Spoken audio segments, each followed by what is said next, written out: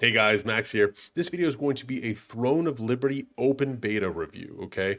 This game had an open beta over this past weekend. I played about 22, 25 hours or so, got to about level 25 and tested as much as I could.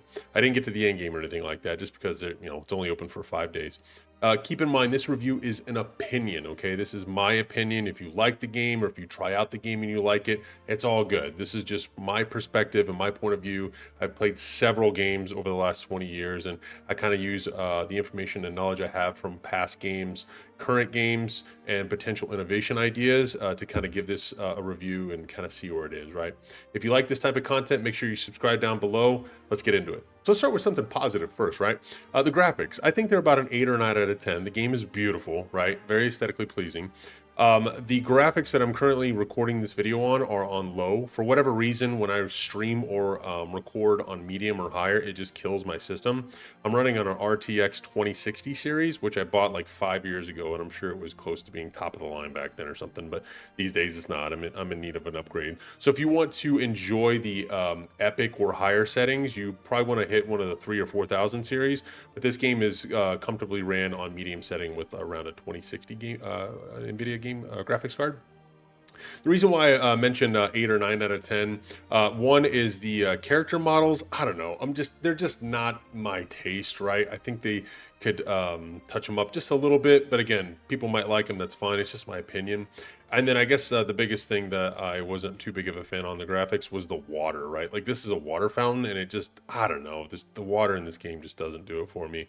If you like it, that's great, but the water in the ocean, the fountains, just wasn't there for me. But the rest of the game looked great, and I thought it was pretty cool to look at. Next, let's talk about how the game runs, right? So this is kind of like the market row where all the shops and the crafters are and things like that. And there's a lot of players here with the little gray diamonds above them are players. And it's not lagging at all. It's pretty smooth. I think the servers are holding up pretty well. Again, it's an open beta. It's Sunday, 6 p.m., prime time kind of thing. And it looks like there's quite a few people here. So I feel like the servers are pretty well set up to handle a large amount of players. We'll see how that is on launch day. This is an open beta, and maybe not everybody's trying it out yet, kind of thing. So just keep that in mind. But so far, I haven't seen any lag at all in any of the areas that I've been in, regardless of how many people are there. Another feature that I thought was pretty cool is the auction house in this game. So typically in most MMOs, you got to go to a vendor or market board, right, to talk to them to use the auction house. Here in the options menu, you can just go to auction house or press F9. And it appears that you can pull up the auction house anywhere you want in the world, right? Now, the currency on the auction house is the currency you buy in the shop, these little triangles with the red gems in them. It's not used with like the gold that you pick up in the game, right? And so there could be some pros and cons of this. First of all, just keep in mind this game is free to play, right? And so if you buy these gems or whatever to buy stuff in the auction house, you will have to spend real money, right? However, if you don't want to spend real money, you can go out in the world and farm this stuff and then post it on the auction house and then get the currency that you would have bought instead of just paying it out of pocket on your own, right? So it looks like it incentivizes you a little bit to, the more you play the game, the more you farm and the more knowledgeable you are about the game, you are rewarded by finding items that you can sell in the auction house for that premium currency. So, and it's really nice that you can kind of access it anywhere in the world. So if you're out in a forest or something and you need something, pull up the auction house and buy it. It's really cool. So I thought that was an innovative feature. I'm really curious to see how well they polish that out. The next feature we're going to talk about is kind of like a story mode catch up, right? And I think this could either be a pro or a con depending on your perspective. So there's two different types of players that I've found in MMOs. Ones that will sit there and kind of immerse themselves in the story, watch all the cutscenes, and there's other ones that just do not care about the story. Spacebar, get me through it. I want to get to the action, right? Well, in this game, as you progress through the story, about every 3 or 4 quests, like the narrator will come on in your ear and post a little verbiage in the general chat or in your L's, and it will kind of explain what the last 3 quests just were, right? So if you want to kind of space bar through everything and just go, every few quests, it'll just kind of whisper in your ear in like 3 or 4 sentences. This person went here, this person went there, you found the potion, this is what's going on. And so it's a nice little way to kind of catch people up that don't want to sit there for 5 minutes every time you're talking to a quest giver to do a cutscene. But at the same time, it could be a con because if you are immersing yourself in the cutscenes, and then every 3 quests you have to rehear everything that you just heard again. So it's back and forth on that. There might be an option to turn that off. I haven't looked to see, but if there is, then that's a way to do that. But if not, then they probably want to consider adding that. But I thought that was a cool way of doing that. Hopefully they kind of polish that out a little bit. All right, so let's talk about the first thing that's kind of pushing me away on this game, the combat. Okay, the combat is very clunky in my opinion, right? And it feels like it's been reworked a couple times. I'm not sure, but there's a lot of planting your feet, right? For example, I have this ability here called Death Blow, where I take my two-handed weapon and I kind of like slam it down on the enemy. It's like a 12-second cooldown, right? My character has to stop moving in order for me to do that, because he kind of plants his feet and then does that, right? And imagine in other MMOs where your abilities just kind of make you stop running to be able to use an attack, or stop moving to be able to do an attack. If you're trying to dodge attacks, and you're not going to be able to use that ability until you're finished dodging attacks. So here's an example of me just fighting an enemy. You kind of rush in and you've got a few abilities in your bar. And here's me moving left and using that big attack. See how it kind of like stops and then I can move again? It's just kind of weird, right? I'm just not a big fan of the combat. The tab targeting is very uncomfortable. I feel like it kind of goes from back to front kind of deal, instead of the traditional left to right kind of thing, like closest target to. It's kind of weird. So the combat, I definitely feel like it could use some love. For example, if you see this guy sleeping right here, if I charge at him with the charge, my feet just stop and then I go, right? There's a lot of feet planning combat. I hope they kind of look at this a little more, because it's not very smooth at all. In addition to combat, there are events in the world, which are pretty cool. In fact, I'm sitting right here in the middle of one with these little green targets. The idea is that you kill the monsters in the area, you collect their resources, and then you turn them into these little areas, right?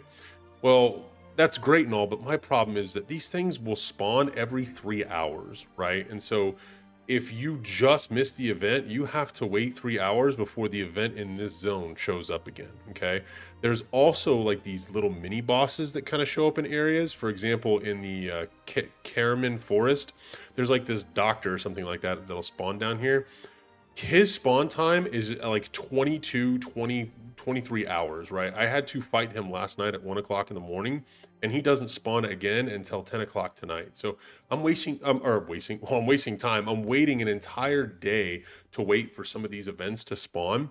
And there's other ways to fight them, right? If you're doing like guild events or something like that. But if you don't have like a group of people, I think those are on long timers too. So just the events, you really got to set a clock to catch them if you want to do them, because if you miss them, it's going to be several hours before you can do them again. So I really hope that they take a look at the timers on these and kind of shorten them down a little bit, especially when the game goes live, because if there's thousands of people on the server and they just got to this zone and missed this event, by the time they finish this zone and move on to the next one, the event's not going to start and they're probably just going to miss it completely, right? So hopefully they take a look at that. Next, we're going to talk about the game's story. And my personality is I like to immerse myself in a game and try to enjoy the story. I'm not a big spacebar skipper. But the story in this game, in my opinion, it's pretty mid, right? The beginning of the game and the introductory cutscene basically talks about like a star that's kind of broken up into several fragments, like Super Mario RPG style, and it gets spread across the world. And I guess it's being absorbed, or it was absorbed, by a bunch of children, and then they kind of hurtled these children into an island to keep them safe from this Archeum Legion.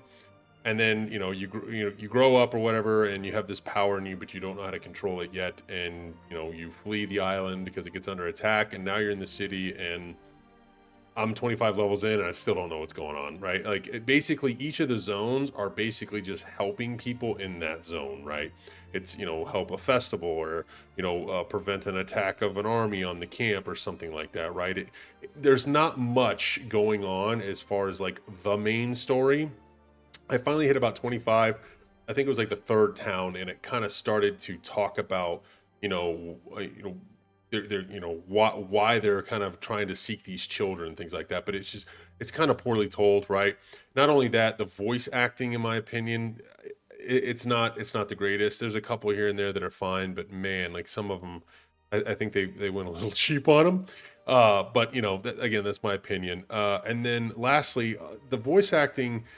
When you see an NPC talk in a game, its lips move and things like that, and it kind of, closely resembles the words that they're saying, right? in this game, there's a lot of cases where the lips do not match the words that they're saying, right? And so I'm not sure if they're just kind of not able to kind of mesh the words with the lip movement, or maybe you know what? Actually, maybe it's copied over from the Korean version of the game. Maybe the lips are moving in Korean, but then they just, you know, got rid of the Korean language and put the English version over it.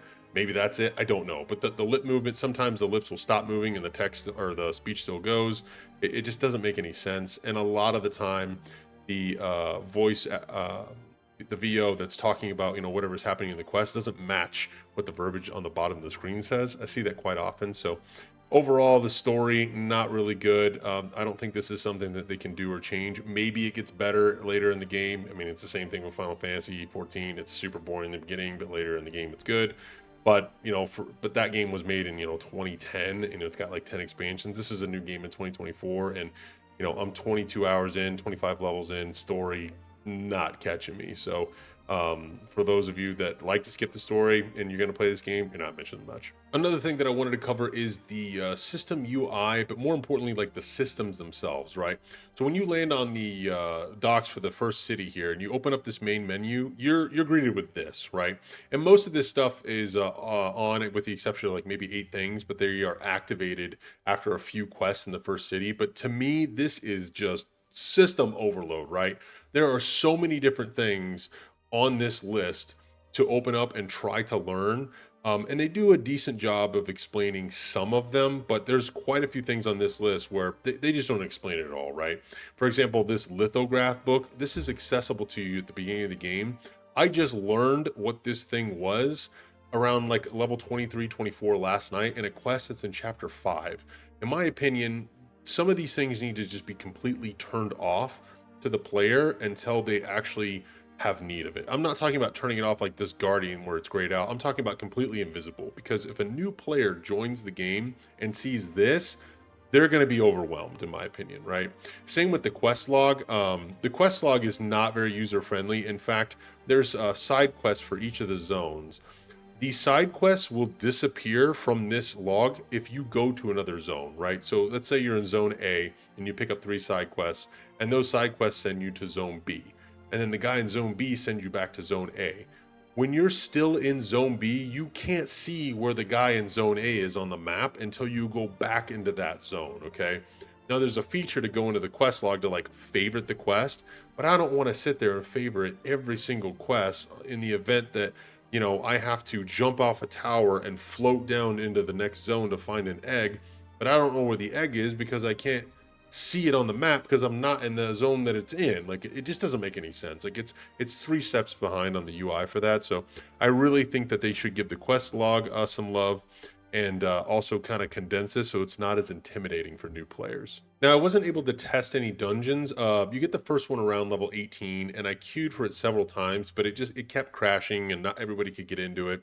Side effects of a beta. What are you going to do? So I couldn't test that. There was like this little tower feature with monsters that you can kind of climb up and battle. That was kind of neat. As far as travel in this game, you can turn into wolves like this guy right here next to me. Or you can turn into a bird, like when you jump off a cliff or a tower and kind of glide down a little bit. And then when you're in the water, like in a lake or an ocean, you can turn into like an otter or a turtle or something like that. You can change the way you morph under this menu here. So if I come in here to like dash, I can stay as a wolf, or if I want to turn into a bird, I could turn into a bird that runs on the ground kind of thing. If I want to turn into a hawk, that's kind of like the basis default, but you can also turn into like this giant reindeer thing, or like a geese or something like that. And then for swimming, the basic is an otter, and then I think you can turn into like a turtle or something like that. Yeah, turtle. You can find more of these morphs as you kind of do the side quests throughout the game. So you can get them there, and then you can also buy them in the shop. Now, speaking of the shop, this game is free to play, like I mentioned earlier. And in the special shop here, you can purchase like cosmetics if you want to buy this like special wolf to look like a different way. If you want to buy like another turtle mount or something like that. There's this little helper that follows you around like a straw doll. If you want to purchase some of them like that, you can. But like I said, there's several in the side quests. But this is just if you want to support the game. This is the in-shop currency, the red gemmed triangle that I mentioned earlier when we were talking about the auction house. So in theory, if you play the game a lot and you're knowledgeable about it, you can go out, farm a bunch of resources, sell them in the auction house, and then technically buy everything in the shop without spending a dime, right? So it's a kind of neat way to kind of incentivize the player to play the game a lot and then reward them with being able to sell those items for the premium currency and then buy the cool stuff that they want in the shop, or just drop your credit card if you want to support the game. And then the last thing for the shop is this battle pass here. This is a pretty typical battle pass. It lasts for about a month, and you can get the free stuff on the top. Everybody gets this. This is like consumables and stuff like that, potions, food, things like that. And then if you want to spend a little bit of money to support the game, there's some like glamour and stuff like that on the bottom row here. Pretty standard battle pass shops. And that's about everything that I wanted to cover for this particular review of Throne and Liberty. The game is in open beta, but I think it shuts down on Tuesday, so I wasn't able to cover everything, right? Couldn't get to the end game, just not enough time, right? But I wanted to kind of cover the meat and potatoes of the game, give you a little insight on the mechanics and the quality of life and things like that. Hopefully it's helpful for you. This is a free to play game, so regardless of my opinion or decision to play it, I encourage you to check it out. And if you end up not liking it, you lose a few hours, no big deal. But if this is your type of game, then great, you've got another game to play, and that's awesome. Put in the comment section down below if you've already tested the game yourself, and put in down there what you like and what you don't like about the game. Curious to hear about your feedback. And I think that about covers it. If you feel like I deserve it, hit the like button down below. Don't forget to subscribe to the channel, and I'll see you in the next video. Thanks for watching.